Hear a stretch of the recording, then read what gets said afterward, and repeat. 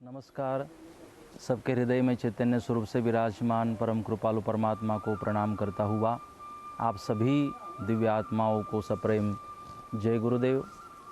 और मुझे बहुत ही प्रसन्नता है कि निष्कलंक धाम सतपंच चैरिटेबल ट्रस्ट फैजपुर के द्वारा निष्कलंक धाम में यहाँ पर बहुत ही जल्द तुलसी हेल्थ केयर सेंटर की शुभ शुरुआत होने जा रही है।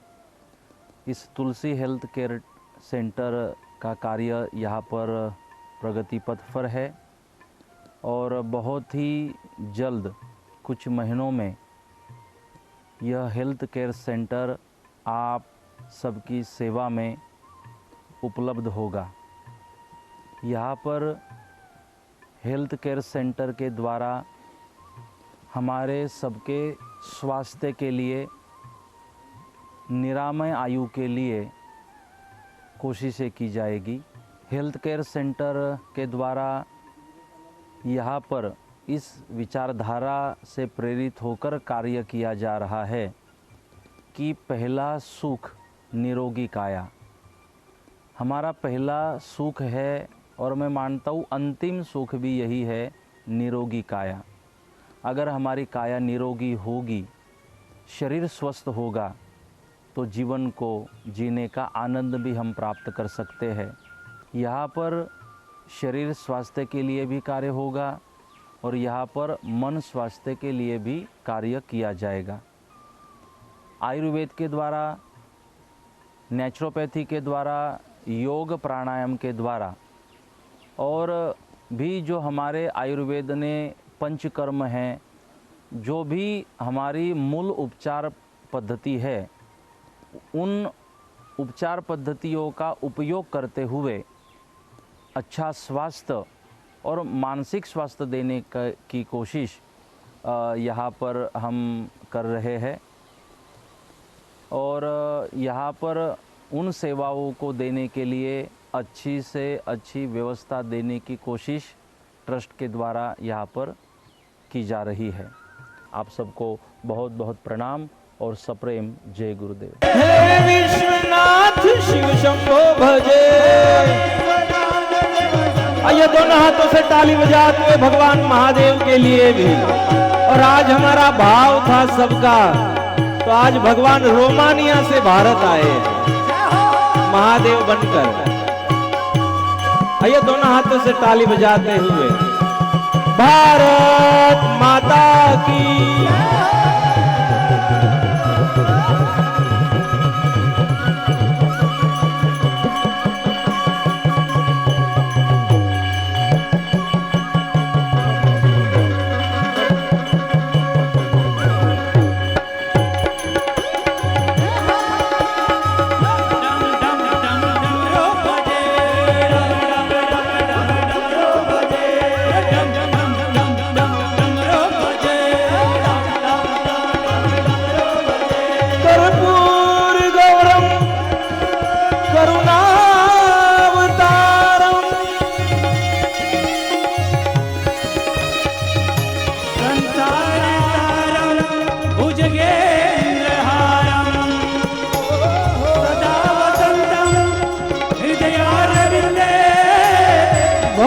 भवानी सहितं नमामि। डम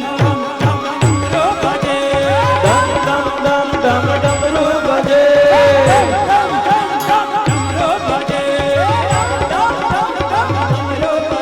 हे भोलेनाथ शिव शंभो भजे। विश्वनाथ शिव शंभो भजे।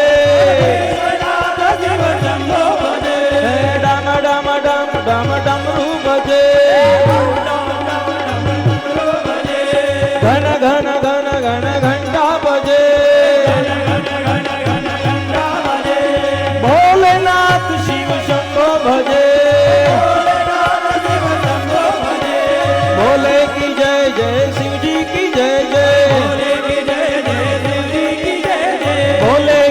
जय, शिव जी की जय जय। शिव जी की जय जय।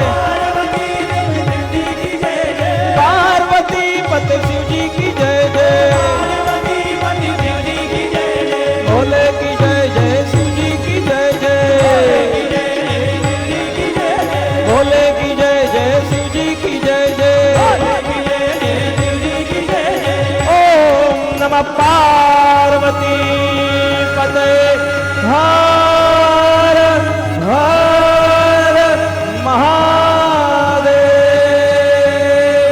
उमापति महादेव की कृष्ण कन्हैया लाल की, वृंदावन धाम की, गोकुल धाम की, पावन धाम की, आज के आनंद की, श्री निष्कलंकी नारायण भगवान की, सब संतन की, भारत माता की।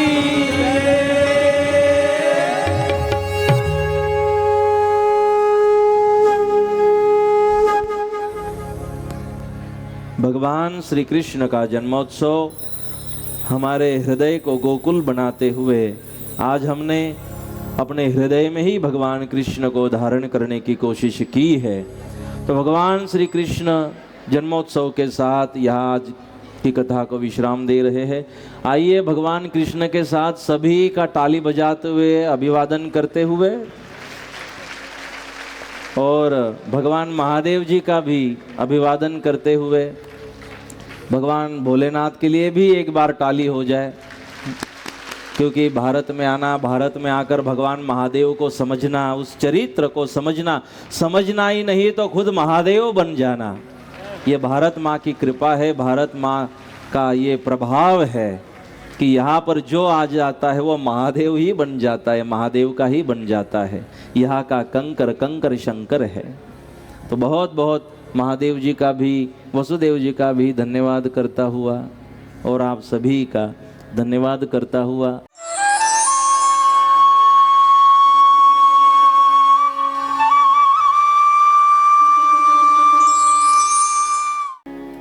हरि ओम।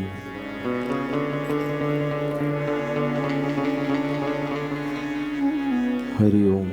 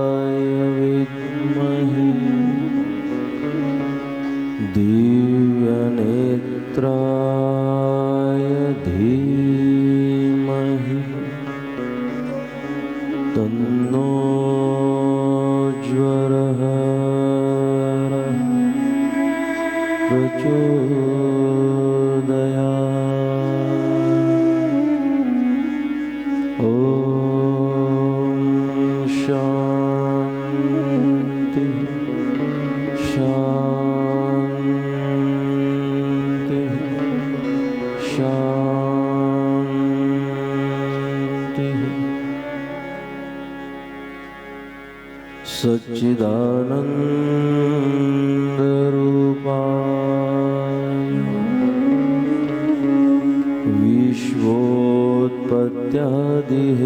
विश्वोत्पत्त्यादिहेतवे तापत्रय विनाशाय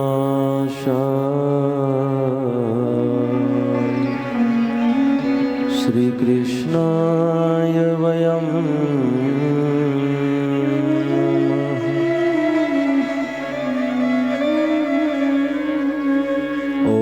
पूर्णमद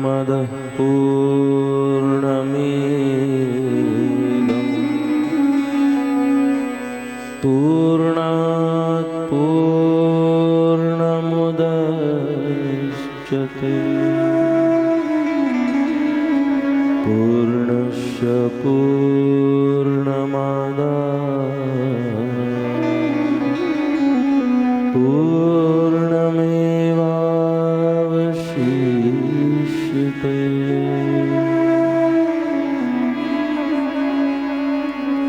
मुखं करोति वाचालम्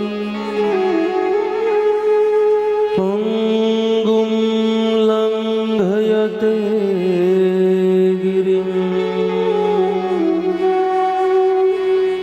यत्कृपातमहं वन्दे परमानन्द माधवम्।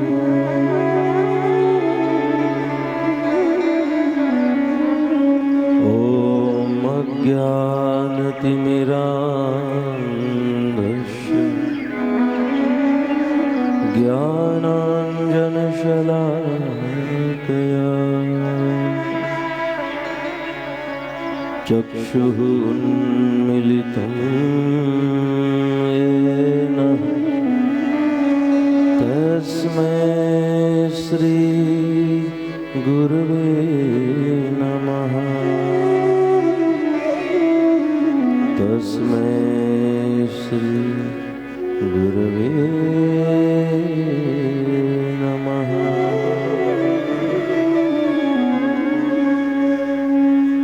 श्री निष्कलंकी नारायण भगवान की जय। श्री सद्गुरु इमाम शाह महाराज की जय। श्री सतपंथ सनातन धर्म की जय।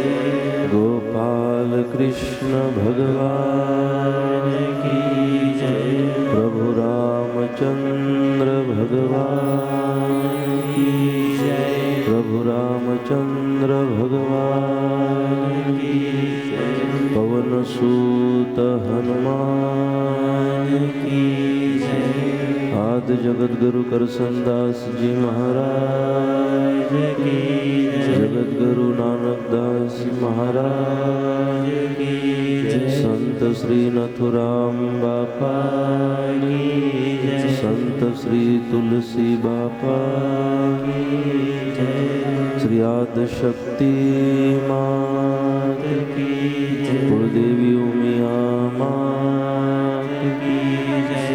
गुरु जगन्नाथ महाराज की जय। सब संतन की जय।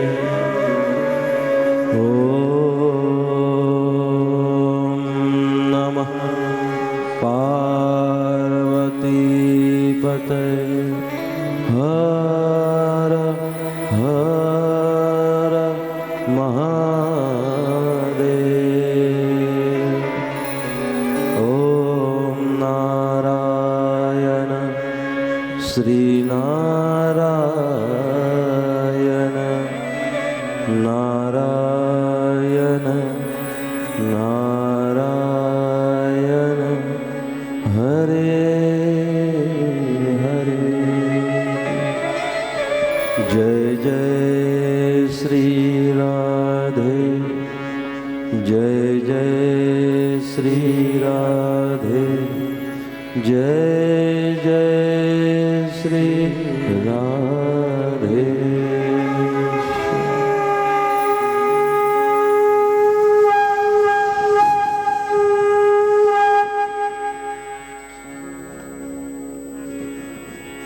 प्रार्थना।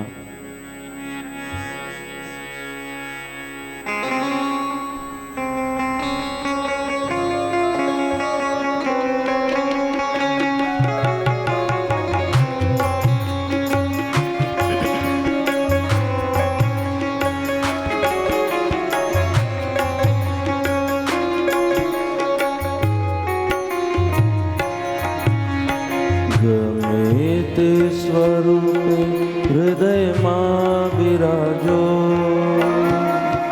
गमित स्वरूपे हृदय मां विराजो। प्रभु मारा वंदन गुरु मारा वंदन।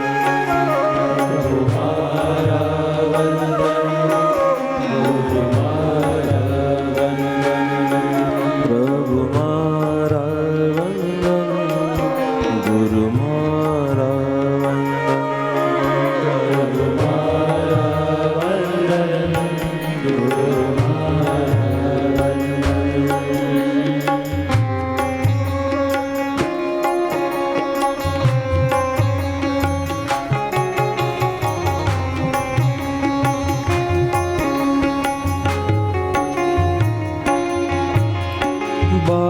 તમારો તમે મારા બા કરેલા રે ગુનાઓ કરજો રે મા તમારો તમે મારા કરેલા રે ગુનાઓ કરજો રે ઓ મારા સ્વામી અંતર્યામી મારા સ્વામી દૂર કરો અમારી રે ખામી ગમે તે સ્વરૂપે હૃદયમાં વિરાજો તે સ્વરૂપે હૃદયમાં વિરાજો પ્રભુ મારા વંદન ગુરુ મારા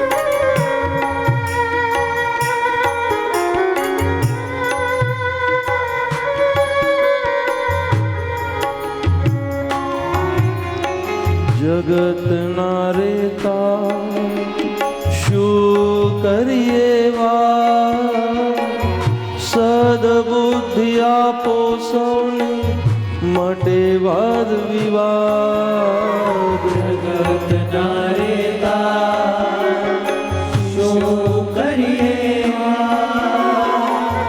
સર્વબુદ્ધિ આપો સૌને માટે વાદ વિવાદ અરજી અમારી સુનો ને મોરારી અરજી અમારી સુનો રે મુરારી સમાજની એકતાને અખંડિત રાખો ગમે તે સ્વરૂપે હૃદયમાં વિરાજો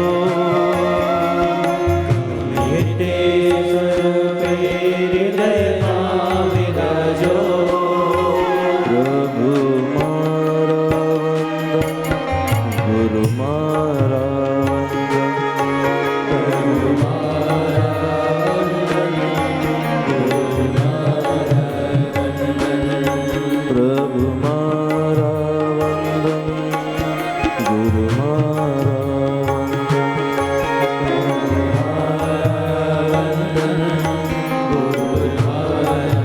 વંદન પ્રભુ મારા વંદન ગુરુ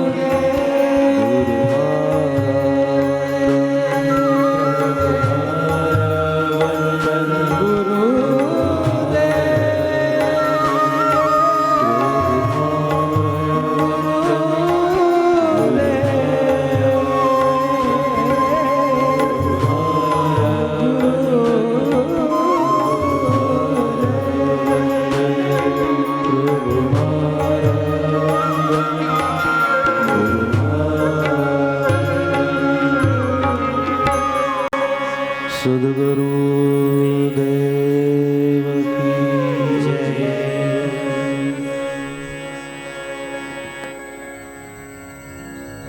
ओम श्री गुरुवे नमः। सबके हृदय में चैतन्य स्वरूप से विराजमान परम कृपालु परमात्मा को प्रणाम करता हुआ उपस्थित आप सभी दिव्य आत्माओं को सप्रेम जय गुरुदेव।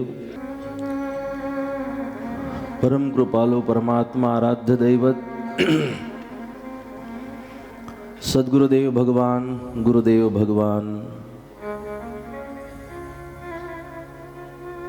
हमारे सभी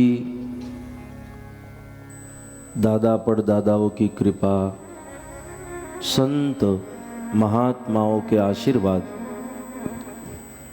और हमारे सब के सत्कर्मों की फलश्रुति गुरु कृपा की फलश्रुति भगवत कृपा की फलश्रुति स्वरूप यह हरि कथा नामस्मरण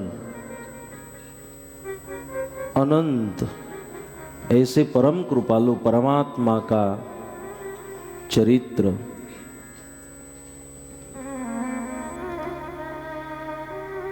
आज की सभा में उपस्थित सभी पूजनीय संत महात्मा आप सबको हृदय से प्रणाम करता हुआ हमें बहुत प्रसन्नता है।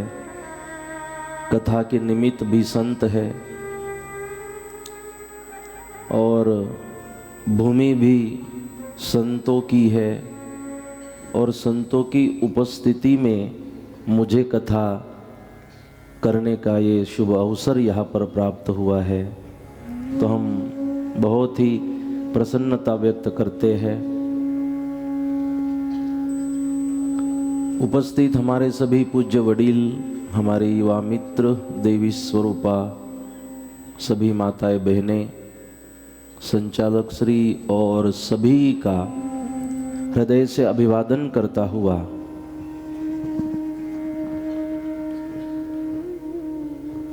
जब भगवान की कृपा हो जाती है, जब गुरुदेव की कृपा हो जाती है, वैसे तो बहुत मुश्किल होता है भगवान की कृपा हो जाना, भगवान ने हमारा स्मरण कर लेना, गुरुदेव की कृपा हो जाना या गुरुदेव ने हमें स्मरण कर लेना मुश्किल होता है। लेकिन जब जब हम ऐसे हरिनाम संकीर्तन करने के लिए बैठ जाते हैं तो समझना हम नहीं, भगवान हमें याद कर रहे हैं। हम नहीं तो गुरुदेव हमें याद कर रहे हैं, क्योंकि जब भगवान याद कर ले और गुरुदेव याद कर ले तभी तो उसे याद करने का मन बनता है, समय निकलता है, भाव बनता है। अगर मंदिर में हम जा रहे हैं तो समझना ये उसी की मर्जी है, और जिस दिन न जा पाए, न भगवान के दर्शन कर पाए तो समझना आज हम मंदिर जा नहीं पाए, आज हम दर्शन कर नहीं पाए, ऐसा नहीं है।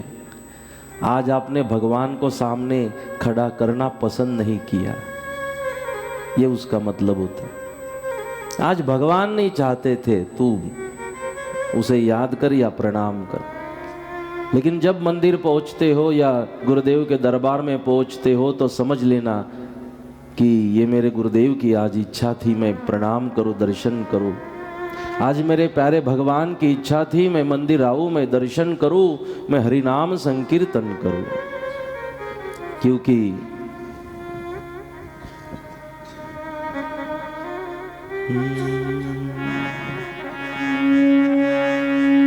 राम कृपा बिन सुलभ न सोई, राम कृपा बिन सुलभ न सोई, बिनु सत्संग विवेक न हो, राम कृपा बिन सुलभ न सोई।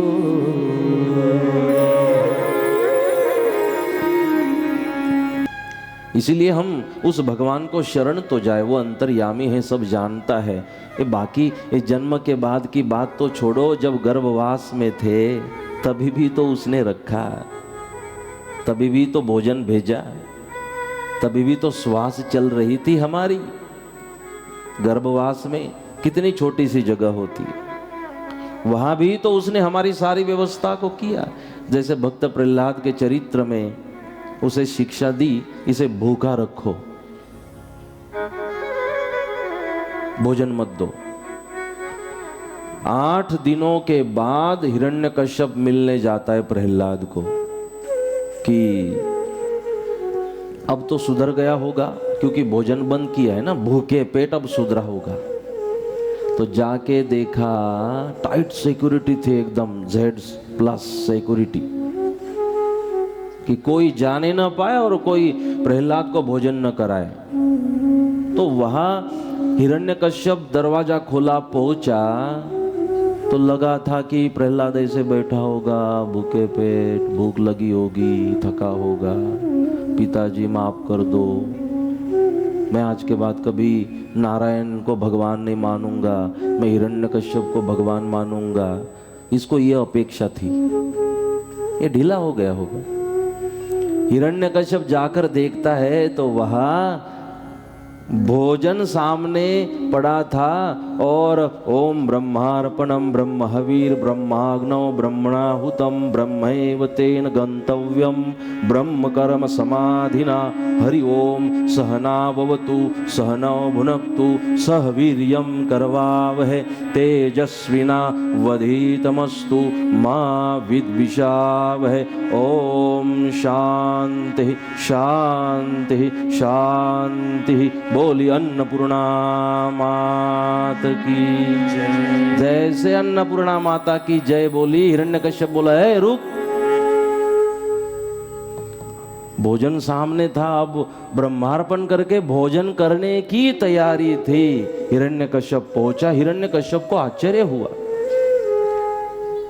किसने यहां प्रहलाद को भोजन ले आया, प्रहलाद के लिए कौन भोजन ले आए। सबको बुलाया, बोले यहां कौन आया था भोजन देने, हमने मना किया था। सबने कहा कि भगवान, उसे भगवान बोलते थे। हिरण्यकश्यप को भय था, तो बोले भगवान हम तो यहाँ रात दिन यहाँ खड़े हैं, किसी को नहीं जाने दे रहे, ईमानदारी से सेवा कर रहे हैं, लेकिन भगवान एक बात बताए, आपने जब से यहाँ बंद किया ये हर रोज भोजन कर रहा है। बोले आता कहां से है, कोई तो लाता होगा। बोले भगवान वो नहीं पता, लेकिन हमने सच बात आपको बता दी, ये कोई जादूगर है। अब प्रहलाद को ही पूछने गया हिरण्यकश्यप की, हे प्रहलाद आपको आपके नारायण की सौगंध है, बताओ ये भोजन कौन ले आता था, आपकी माताजी ले आती थी।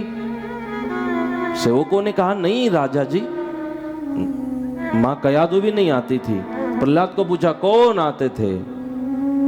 प्रहलाद ने कहा पिताजी ये भोजन लेकर तो मेरे स्वयं नारायण आते थे, नारायण ले आते थे भोजन। हिरण्यकश्यप मान नहीं रहा, बोले नहीं आप झूठ बोल रहे हो, आपको नारायण की सौगंध है, सम है नारायण की, बताइए आपके लिए भोजन कौन ले आता था। बोले नारायण ले आते थे पिताजी, जब मुझे भूख लग जाती तो अपने आप या भोजन की व्यवस्था मेरे नारायण कराते थे। बोले नहीं हो सकता, यहां नारायण आ ही नहीं सकते। कैसे आएंगे जब मैंने इतनी सुरक्षा यहां पर रखी है, कैसे नारायण आ सकते हैं। तब प्रहलाद ने कहा पिताजी आप तो यहाँ इस इतने बड़े कमरे की बात कर रहे हो, ये तो 20 बाय 20 फीट का है, इतना बड़ा कमरा, यहाँ कैसे नहीं आ सकता मेरा नारायण। पिताजी जब 9 महीने तक मैं एक छोटे से कमरे में था ना, गर्भवास में, वहां भी मेरे नारायण ने भोजन भेजा था, ये तो बहुत बड़ी जगह है। इतनी छोटी सी जगह में मेरे नारायण मेरी 9 महीने तक व्यवस्था कर रहे थे पिताजी, छोटी सी जगह में, वहां पहुंचना भी मुश्किल था। लेकिन 9 महीने तक अगर इतनी छोटी सी जगह में, गर्भ में, अगर मेरे नारायण मेरे भोजन की व्यवस्था कर रहे थे, तो पिताजी यह कौन बड़ी बात है। वहां पहुंचता है तो यहां पहुंचना उस नारायण को अशक्य नहीं है। इसीलिए संतों ने कहा प्रभु ना अनंत छे उपकारो प्रभुना अनंत छे उपकारो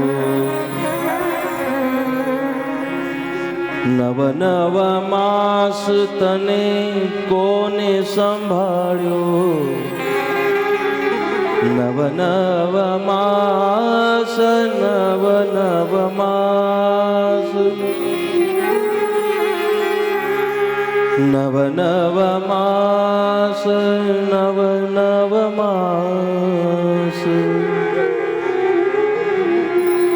नव नव मास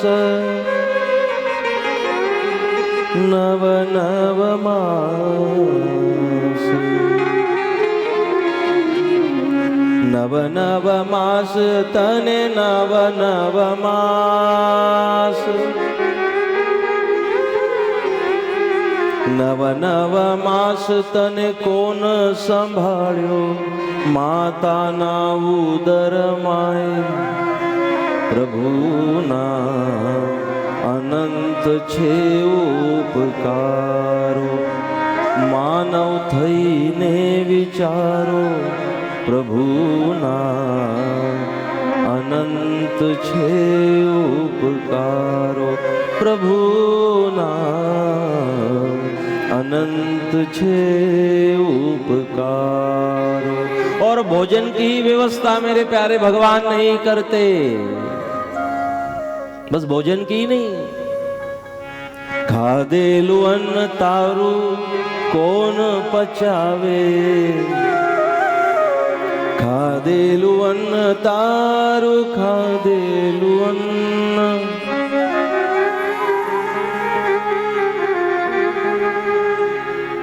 ये गुजरात का स्वर है।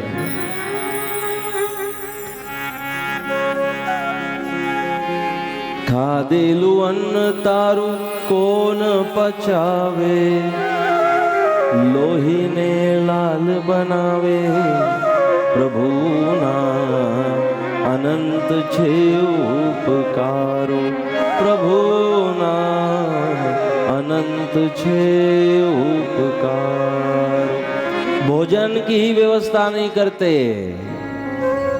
भोजन करने के बाद उसको पचाते भी, सिस्टम तो उसी ने बिठाई, पचाते भी है और पचाते ही नहीं, उस भोजन का खून बना रहे हैं, लोही बना रहे हैं, लोही ने लाल बनावे, ब्लड भी बना रहे हैं शरीर में, खून भी बना रहे उस अन्न से भोजन से। ये है भगवान। इसलिए इसे भजिए, इसे समझिए, इसे अनुभव करिए, यही हमारा धन है।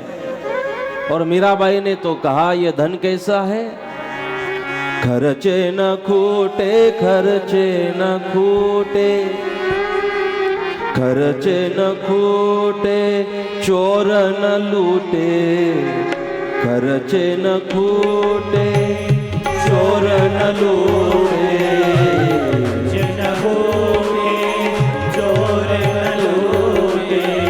दिन दिन बढ़त सवायो पायो जी मैंने, राम रतन धन पायो, पायो जी मैंने राम रतन पायो, पायो जी मैंने राम रतन धन पायो।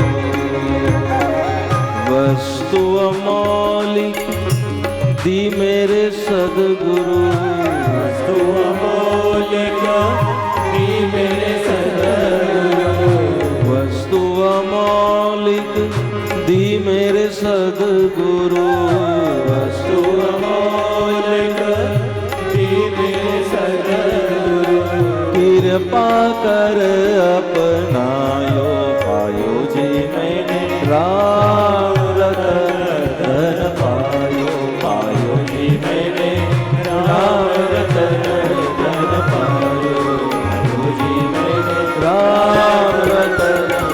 और मीराबाई का सुंदर भाव है, मीराबाई कह रही है ये जो नाम है जो गुरुदेव से मिलता है, जो नाम मिलता है ना, अनमोल है वस्तु अमौलिक दी मेरे सदगुरु। जब सदगुरु से जो नाम मिलता है ना, वही अमौलिक है, अनमोल है। और इतनी अमौलिक वस्तु देने के बाद क्या बाकी रखा गुरुदेव ने देने के लिए? अमौलिक दे दिया। और मीराबाई का भाव है, जन्म जन्म की पूंजी पाई, जन्म जन्म की पूंजी पाई। और मीराबाई कहने लगी है तो जन्म जन्म की पूंजी है, क्योंकि भगवान और सदगुरु जब देते हैं तो एक जन्म के लिए नहीं देते, जन्म जन्म तक जो रहे आपके साथ वो देते हैं, अखंड देते हैं, सनातन देते हैं, शाश्वत देते हैं, जो अनंत है, अजर है, अमर है, जो अविनाशी है, वो दिया करते हैं, जो जन्म जन्म तक चले वो देते हैं। इसीलिए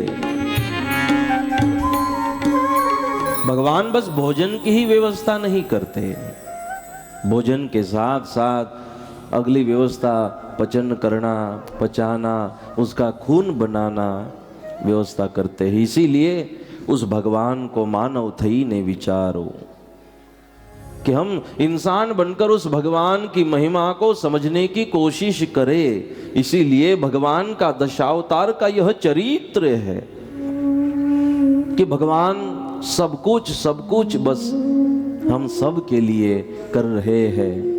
इसलिए उस भगवान को प्रतिदिन हम प्रणाम करें।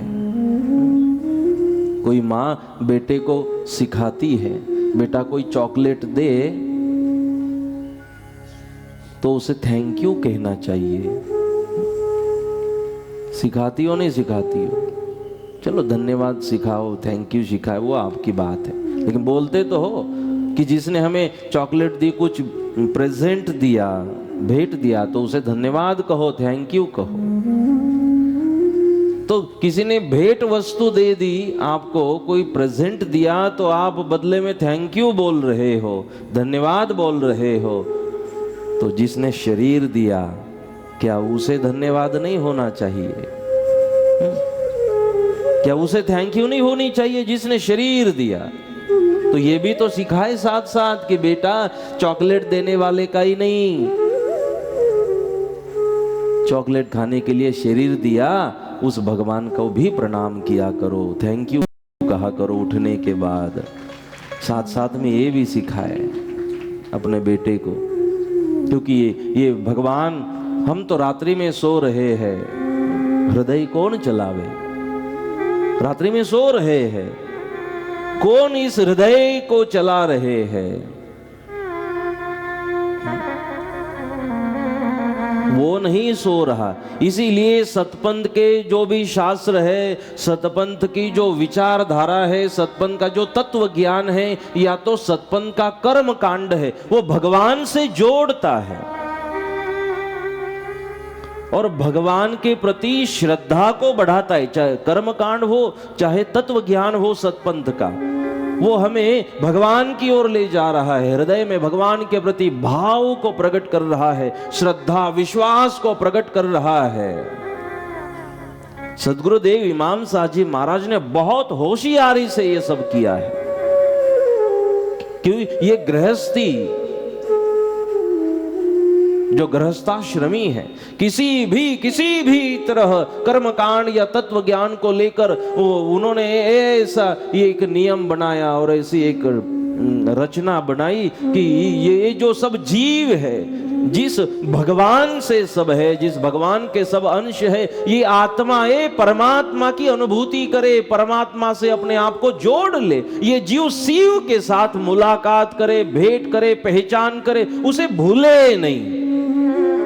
सतपंथ में ये कोशिश की, आप कोई भी आप शास्त्र उठाकर आप उसका अर्थघटन करिए, समझने की कोशिश करिए।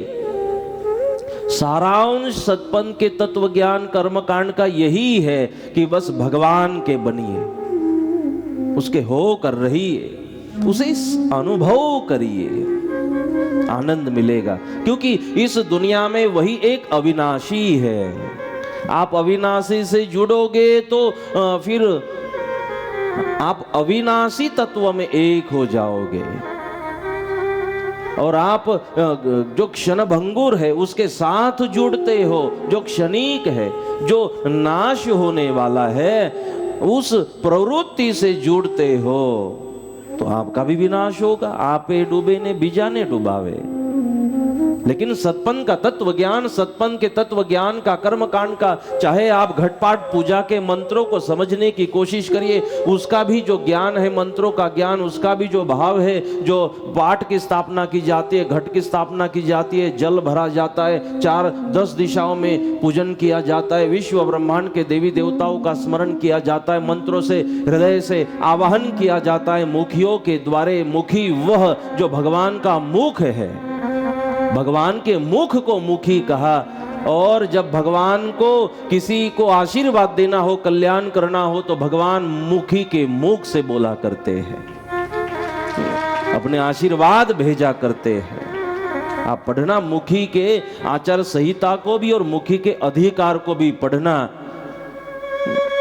अगर योग्यता हो और मुखी ने किसी को कह दिया जा तेरा भला होगा, तो भगवान की भी ताकत ने उसका बुरा करे। यह क्षमता मुखियों में है, यह भाव की क्षमता है, यह विश्वास की क्षमता है। तो कलश पूजा के माध्यम से आप देखिए, शास्त्रों के माध्यम से देखिए, हर एक शास्त्र निष्कलंक की गीता से लेके सब आप पढ़िए, सारा सतपन का सार हमें भगवान के चरणों में ले जाता है। और सार है कि यही जो सत है, सत स्वरूप भगवान है, वो अविनाशी है, अजर अमर अविनाशी। और उस अविनाशी तत्व के साथ हम अपने आप को जोड़े, उसे अनुभव करें, यही सतपन का सारांश है, सतपन संप्रदाय का तत्व ज्ञान है। आप चाहे कोई भी शास्त्र आप गाते हो, बहुत अच्छी परंपरा है, और ज्यादा से ज्यादा कोशिश करना, जैसे हमेशा श्री जयराम दास जी महाराज आग्रह करते हैं कि जो हमारे शास्त्र है ना, वो गाया करो, कि जो वाणी है सदगुरुदेव की, वो वाणी ज्यादा से ज्यादा गाए, जैसे आप गाते भी हो। सत पंथ वोरी वो गान रही अमृत पिए तो मुख झूठ डान कही।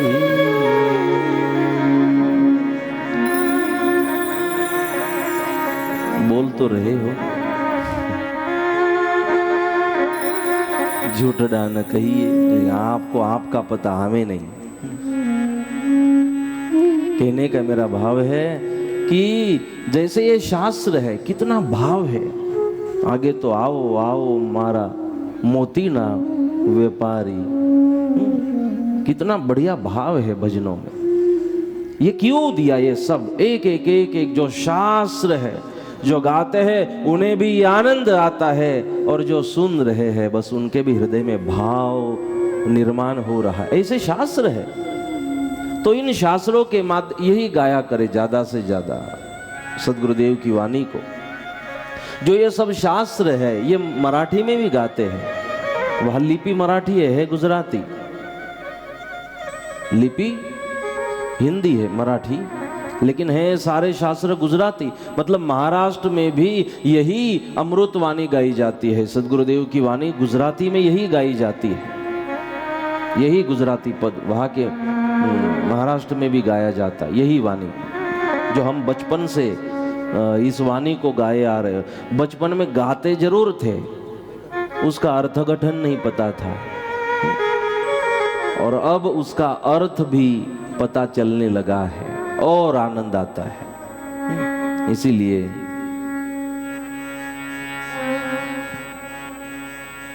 उन शास्त्रों को हम गाए, तो ये शास्त्र भी जो अमृतवाणी दी, जो ज्ञान दिया सतपंथ में, उसके द्वारा हमारे हृदय में भाव पैदा हो, समर्पण भाव, विश्वास का निर्माण हो, भगवान से प्रेम हो। इसलिए ये सब कुछ सतपंथ के शास्त्रों ने हमें दिया। तो सद्गुरुदेव हमें भगवान से जोड़ना चाहते हैं, इसलिए सतपंथ की हमें जरूरत है। और सतपंथ सत्य की परंपरा तो अखंड है, अनादि है, वो कभी समाप्त नहीं हो सकती। न कोई माई का लाल समाप्त कर सकता है, चाहे कितनी शपथ ले ले 2020 नहीं हो सकती। सत अविनाशी है, सत शाश्वत है, सत सनातन है। पहले भी सत था, आज भी और भविष्य में बस एक ही सत है जो रहेगा। इसलिए अविनाशी है, सनातन है। नहीं, वो सत मिट ही नहीं सकता। किसी की ताकत नहीं है सत को मिटाए। और सद्गुरुदेव इमाम साहब जी महाराज ने भी सतपंथ की परंपरा की शुरुआत नहीं की कि नया कोई संप्रदाय निकाला। ये तो हमारे वेदों की देन है। उन्होंने सत्य को प्रकट किया। सत्यो नास्ति परो धर्म, ये वेदों ने कहा। सत्यमेव जयते, ये वेदों ने कहा। सत्यम परम धीमहि, ये वेदों ने कहा। सत्य के बारे में ही तो वेद चर्चा करते हैं, सत्य के बारे में ही तो उपनिषद चर्चा करते हैं, सत्य के बारे में ही तो महापुराण चर्चा करते हैं, सत्य के बारे में ही तो भारत के सभी संप्रदाय चर्चा करते हैं। देखिए, सारे संप्रदायों का मूल सत्य है। या कोई संप्रदाय ऐसा है जो कहते हम असत्य को मानते हैं? सब कहते हम भी सत्य को मानते हैं। हमारी तो इंडियन जो करेंसी है उस पे ऊपर लिखा हुआ है सत्यमेव जयते, सत्य की ही विजय। अगर सत्य की ही विजय हो रही है, अगर सत्य के अलावा कोई दूसरा धर्म नहीं है जो वेदों ने कहा, सत्यम परम धीमहि, सत्य ही परम है, सत्य ही अविनाशी है, तो सद्गुरुदेव इमाम साहब महाराज ने कहा कि फिर हम सतपंथी बने तो कौन गलत कहा? क्या गलत कहा? कौन सी बात वेदों के बाहर की कही? उन्होंने वही तो कहा जो वेदों ने कहा। अगर सत्य ही परम धीमहि, सत्यो नास्ति परो धर्म है, अगर सत्य की ही विजय होती है तो हरि भक्तों को कहा आप सतपंथी बनो, मतलब सत्य के मार्ग ऊपर चलने वाले साधक बनो, सतपंथी बनो। पंथ का मतलब है रास्ता। क्या गलत कहा? कौन सी वेदों के बाहर की बात की? जो सत्य चला रहा है उसी सत्य को आराध्य बताया। सद्गुरुदेव ने कभी नहीं बताया मेरा स्मरण करो, कभी नहीं कहा मेरे मंदिर बनवाओ, कभी नहीं कहा मुझे भगवान कहो। इमाम साहब जी महाराज ने कभी अपने आप को भगवान नहीं समझा, कभी अपने मंदिर बनवाने की बात नहीं की, कभी अपने को पुजवाने की बात नहीं की। कभी बापा ने, तुलसी बापा ने मंत्र नहीं दिया होगा कि तुलसी बापा नमो नमः मंत्र करो, नहीं। जिसको समझ है। और सतपंथ में व्यक्ति पूजा नहीं है, आप भी समझिए इस बात को। सतपंथ में औपचारिकता भी नहीं है और सतपंथ में व्यक्ति पूजा भी नहीं है। सतपंथ में परम तत्व की आराधना की जाती है। एक ही परम आराधना है और वो है सत्य। हम सब के लिए सत्य ही आराध्य है, हम सब के लिए। और सत्य में नो ऑप्शन, सत्य के लिए। हम तो जो है सभी संत महात्मा, हम एक माध्यम है। जिसे गुरु बनाते हो एक माध्यम है। माध्यम आपका ध्येय नहीं है। हम सबका ध्येय सतपंथियों का सत्य है। इसलिए कहना पड़ता है, कभी कभी हम कथा को भूल जाते हैं और कथाकार को याद रखते हैं। ये आप लोगों की भूल है। आपका भला कथाकार को याद रखने से नहीं होने वाला। आपका भला करना चाहते हो तो ये जो वाणी निकल रही है ना, इससे भला होगा, इससे जुड़िए।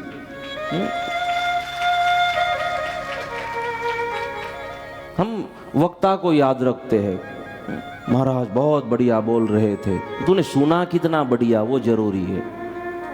हम तो बढ़िया बोलते इसलिए तो शायद लाया हो आपने यहाँ पे बिठाया, एक जिम्मेदारी तो हो गई, लेकिन हम कितना बढ़िया सुन रहे हैं। व्यक्ति पूजा सतपंथ में नहीं है। सत के लिए सतपंथ में कोई ऑप्शन नहीं है।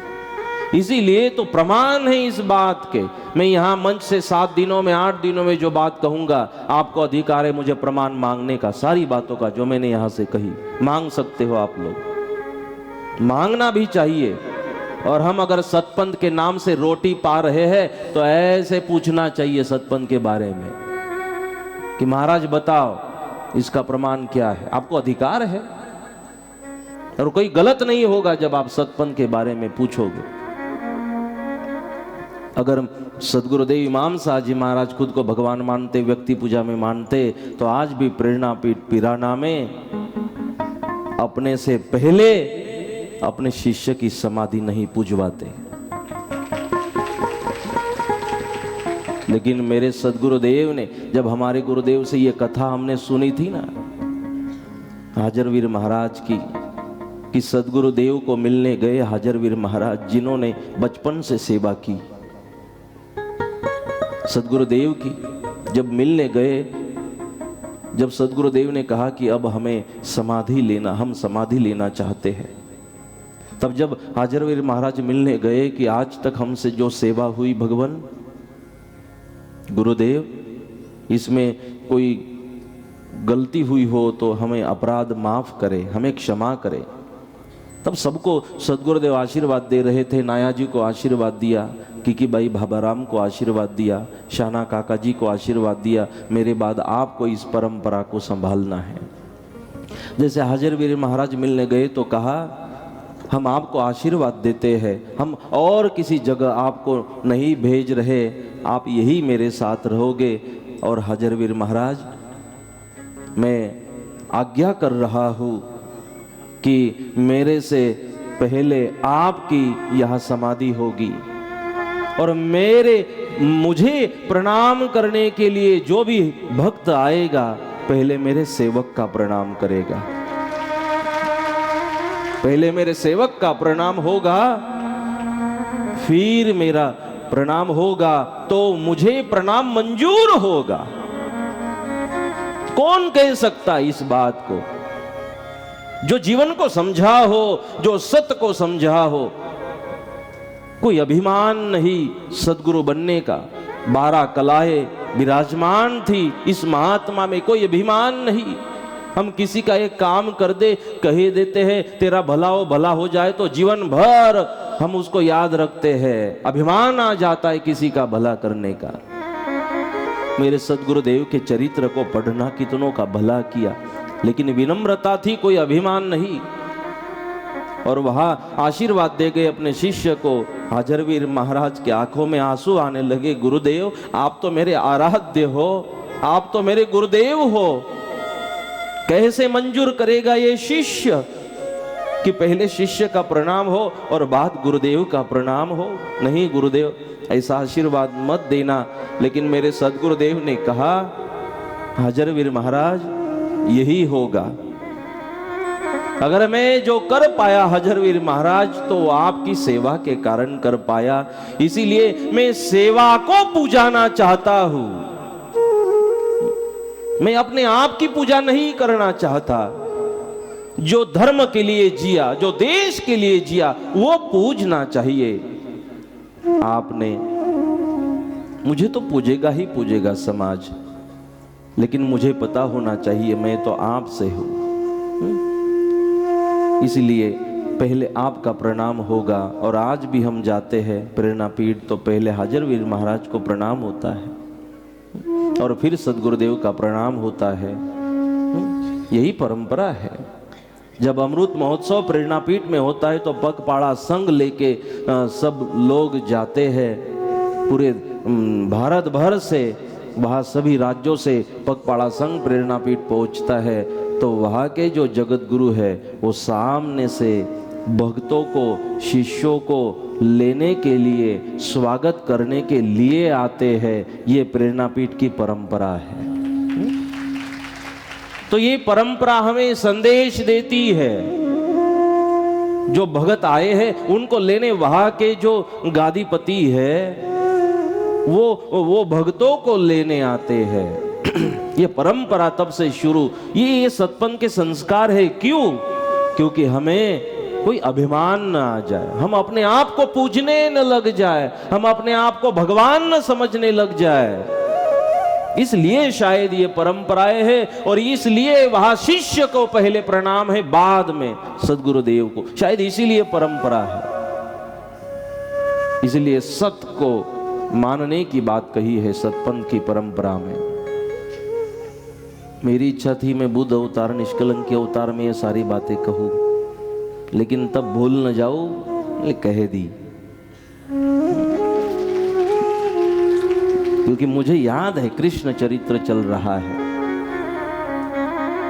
और जब यहाँ के हमारे सभी वडील मिलने आए फैजपुर, तो कहे कि दशावतार कथा तो सबने सुनी है, तो क्या हम सतपंथ के ज्ञान का कोई कार्यक्रम करें? मैं बोला अब दशावतार की बात हुई है तो ऐसा करिए, छाप दीजिए श्रीमद् भागवत दशावतार। बोलूंगा तो मैं वही जो मुझे बोलना हो, नाम कोई भी दे दो। इसलिए मैं ज्यादा से ज्यादा न्याय इस कथा में इन बातों के लिए दे रहा हूं।